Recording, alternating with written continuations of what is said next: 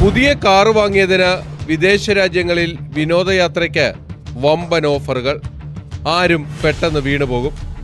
European രാജ്യങ്ങളിൽ കുടുംബസമേതം വിനോദയാത്ര പോകുന്നതിനാണ് പ്രത്യേക ഡിസ്കൗണ്ട് പാക്കേജുകൾ അവതരിപ്പിച്ചത്. ആലുവ കടുങ്ങല്ലൂർ സ്വദേശിക്കാണ് പണം നഷ്ടമായത്. ടൂർ പാക്കേജിനൊപ്പം ഗിഫ്റ്റ് വൗച്ചറുകളടക്കമുള്ള വലിയ സമ്മാനങ്ങളുണ്ടെന്ന് പറഞ്ഞ് വിശ്വസിപ്പിച്ചാണ് കടുങ്ങല്ലൂർ സ്വദേശിയായ 61-കാരനെ കബളിപ്പിച്ചത്. ഫോൺ വഴിയാണ് സംഘം ബന്ധപ്പെട്ടത്. വമ്പൻ ഓഫർ ലഭ്യമാകുന്നതിന് 6 ലക്ഷം രൂപയാണ് ആവശ്യപ്പെട്ടത്.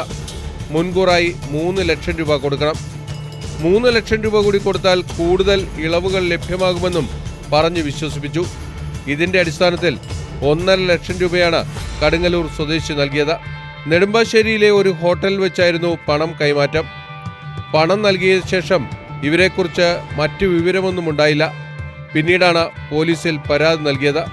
ഹോട്ടലിൽ നിന്നടക്കം വിവരങ്ങൾ ശേഖരിച്ച് എടത്തലയിൽ നിന്നാണ് ഉത്തരേന്ത്യൻ സംഘത്തെ പോലീസ് പിടികൂടിയത്.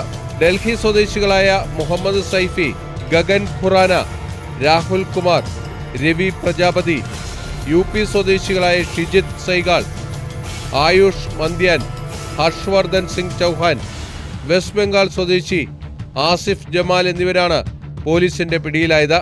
പുതിയ വാഹനങ്ങൾ വാങ്ങുന്നവരുടെ വിവരങ്ങൾ ഇവർക്ക് എവിടെ നിന്ന് കിട്ടിയെന്നതടക്കം എറണാകുളം റൂറൽ പോലീസ് അന്വേഷിക്കുന്നുണ്ട്.